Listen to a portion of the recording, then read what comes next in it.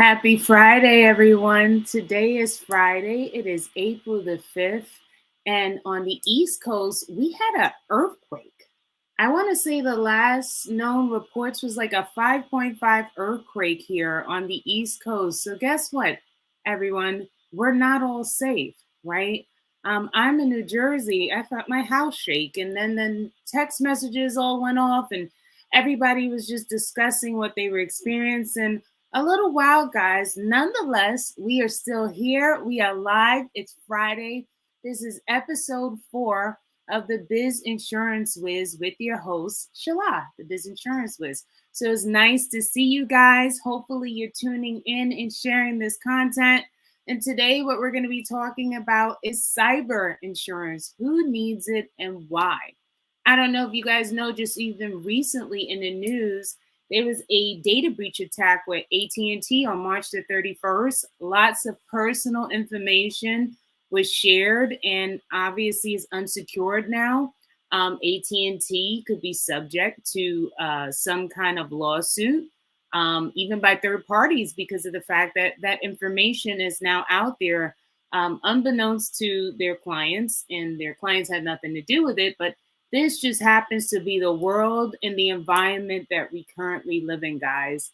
At any point in time, your information could be hacked, stolen. I was a victim of it. I'm sure many other people were. I was a victim of credit fraud. These things happen. It's common. And with the use of technology, everyone's using it. You can just know that, I know that all you guys, even when you're using your phone, even your emails, now other businesses are making you use what they call multi-function authentication, where you might have a code that you have to confirm. You have to type in a specific number just to get access to your privacy, access to your account and your private information. So it's a real thing, guys. It's legitimate. And of course, businesses are affected by this, right? Some even more than others based on their size, but small businesses, you have to be careful, or businesses that are small, that are scaling up, new levels, as they say, new levels, new devils. But just in general, you have to make sure that you are protected. So having said that, I am going to be discussing the most common types of cyber attacks today. And then something that is like the number one source for cyber attacks. So having said that, guys, give me a moment. I'm going to be transitioning and sharing my screen with you. As I said, I'm going to continue to try to get more professional. And I think the appearance is important, right? And of course, most important is the content. The content is important. So that is what we're going to be talking about today, guys. So if you would just bear with me, really quickly, I am going to be making a transition here and showing you my screen. Sometimes my eyes start to close. It looks weird. So I don't know if I fully got this thing. It's taking time, but as long as you're here with me, I hope you can bear with me. Okay. So I am not going to go. I'm only going to highlight and briefly go over this list and jump through the other areas because I want you to be able to see that information as well. So if you're not familiar, what exactly is a cyber attack? You hear about all these data breaches and information, people's information being shared. So the way our source today is CrowdStrike. I don't know if you guys are familiar with them. I heard their name thrown around a lot during election season 2020. So, the 10 most common types of cyber attacks. This article is by Kurt Baker, and this was just recently published, guys, March the 20th, 2024. So, a cyber attack is an attempt by cyber criminals, hackers, or other digital adversaries to access a computer network or system, usually for the purpose of altering, stealing, destroying, or exposing information. Cyber attacks can target a wide range of victims, from individual users to enterprises or even governments. When targeting businesses or other organizations, the hacker's goal is usually to access sensitive and valuable company resources, such as intellectual property, customer data, or payment details. What are the most 10 common types of cyber attacks? Malware, denial of service, phishing, which you guys may have seen when you get these weird emails and someone's basically trying to get information from you or probe you for information. Spoofing, identity based attacks, code injection attacks, supply chain attacks, insider threats, DNS tunneling, and lot based attacks. Now, I'll be honest, guys, all these categories that are listed, I'm not that familiar with all of them. So I'm going to have to continue to educate myself because um, this is pretty expansive. So at least you guys know what the 10 top types are. So malware, just really quickly, a malicious software is any program or code that is created with the intent to do harm to a computer network or server. Malware is the most common type of cyber attack, mostly because this term encompasses many subsets, such as ransomware, Trojans, spyware viruses, worms, keyloggers, bots, cryptojacking, and any other type of malware attack that leverages software in a malicious way. So I'm going to pivot, guys. I think cyber, or if your kids are struggling with trying to think about what they want to do, a good guaranteed job that they can come out of college and have a career in is in computer science. And then computer science being the broad topic, but then specializing or going into cyber. They may even have a program that's specifically just for cyber. So, I mean, if your kid's going into computer science or, maybe being on the white hats doing defending, we need people on the defense side who are protecting folks who are users and using these computers. So I would say this is probably a good field for kids to get in. AI is not going anywhere, guys. We don't like it. Makes me feel like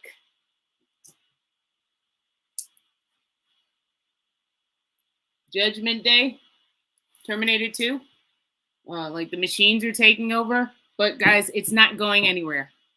AI is not going anywhere. It's in fact the way of the future. I know many companies that have implemented it. They use it.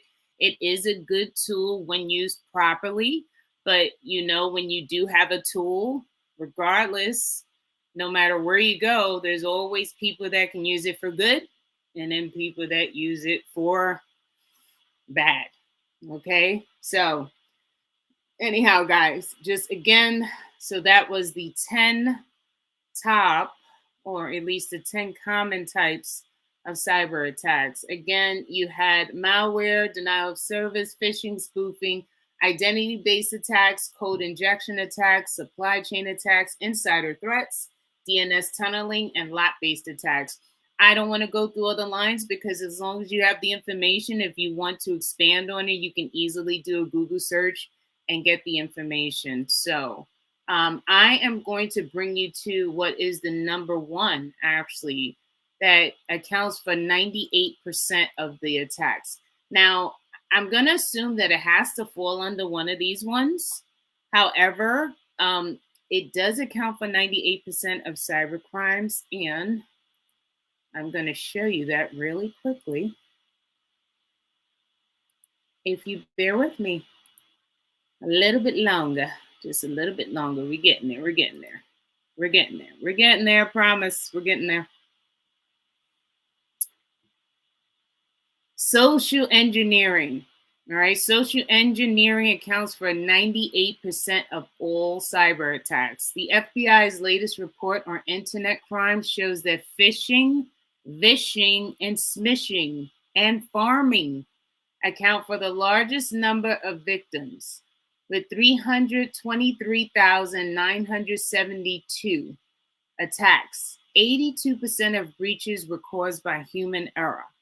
So lots of training is needed, guys. Lots of training or awareness has to be made about this. If we have 82% of it is human error, guys, that means there's a need with companies and people to be aware, to know the signs, to know what it looks like. I'd imagine these are hurting companies because, you could be subject to lawsuits. And in my field, we have insurance for this. This is why we have insurance. So, in the event that you are sued, right, we can respond by paying out a claim. Not that we want to do that, but this is just the world that we live in. You have to have it. Some companies won't even give you insurance if you're not willing to have multi-function authentication coverage as well. So they can be very selective. But anyway, guys, again, social engineering accounts for 98% of all cyber attacks. Look up these terms: phishing, vishing, smishing, and farming account. In fact, I'm going to have to even look this up because I want to say I'm only really familiar with the phishing part. So, phishing, vishing, smishing, and farming account. Okay. And for the largest victims, and this is 82% of the breaches were caused by human error. All right, human error. So, what does social engineering look like? There are many examples. I'm going to try to make sure I share one with you guys, but I have to get through these slides first. I'm going to get you through the next one. So, bear with me as I get into what is cyber social engineering, because there are different definitions for social engineering.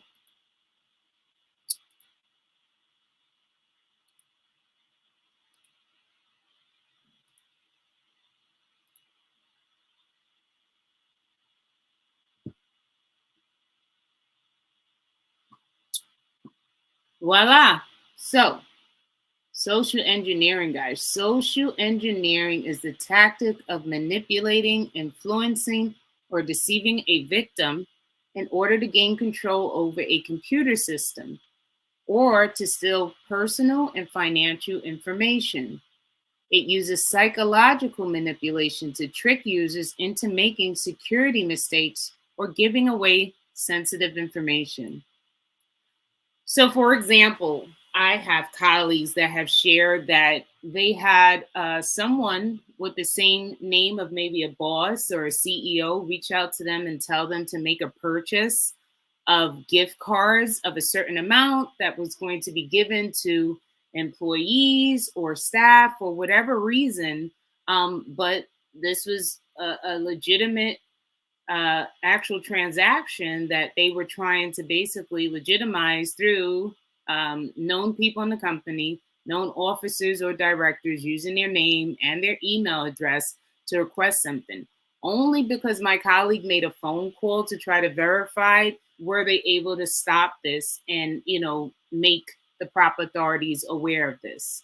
Also, there are folks that get on platforms that are looking for vulnerable people because guess what? Vulnerable people exist. I will tell you, it happened to me. At some point in time, I was looking for work on LinkedIn, guys, on LinkedIn.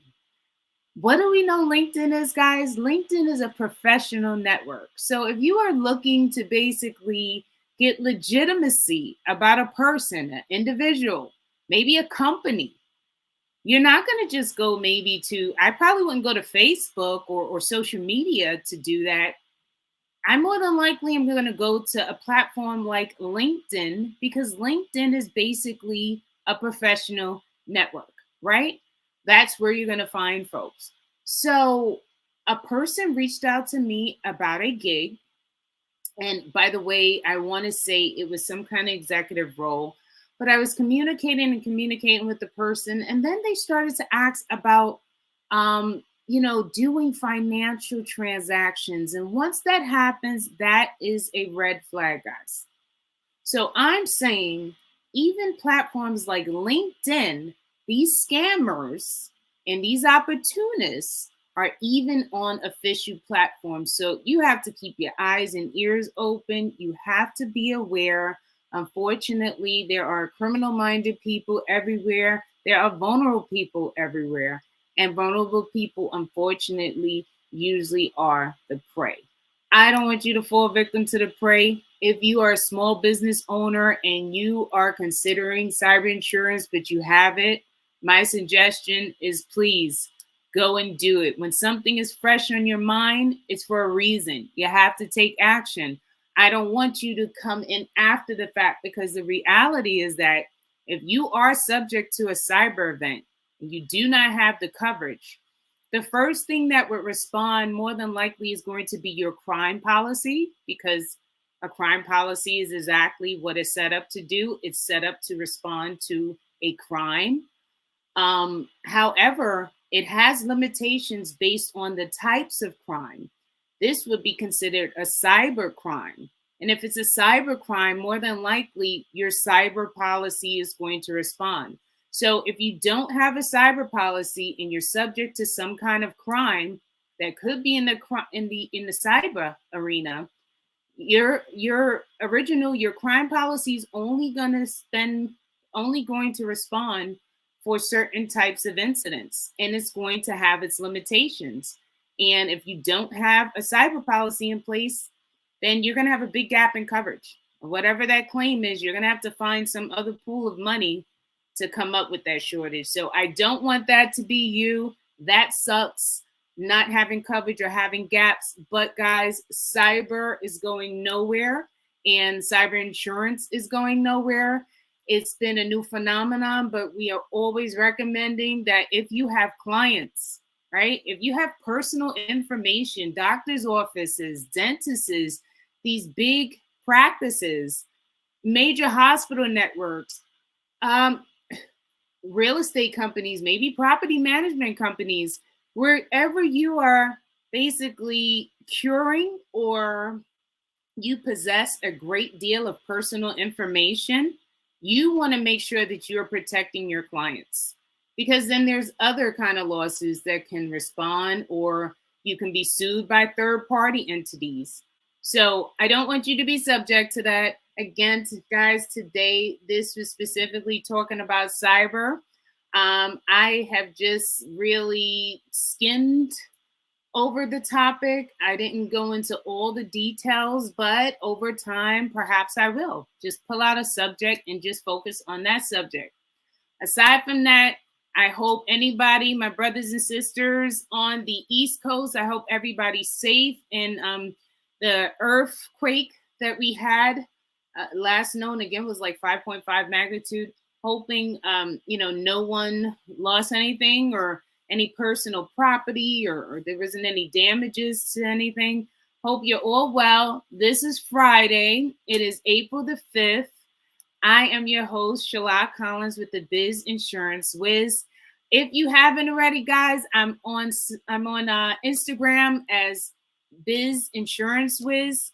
I'm on YouTube as the Biz Insurance Wiz Lab. I can really use your support to get my subs up. We're lacking here, but that's okay. And I'm also on TikTok. So I got to add that. I'm on TikTok as the Biz Insurance Wiz. And if you have any inquiries, if you have any suggestions, please feel free. My email is bizinsurancewizlab@gmail.com. Thank you for tuning in today. I'm going to stop sharing my screen.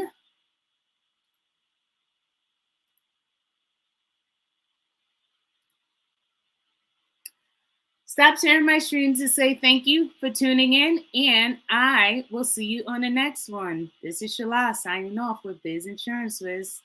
Bye now.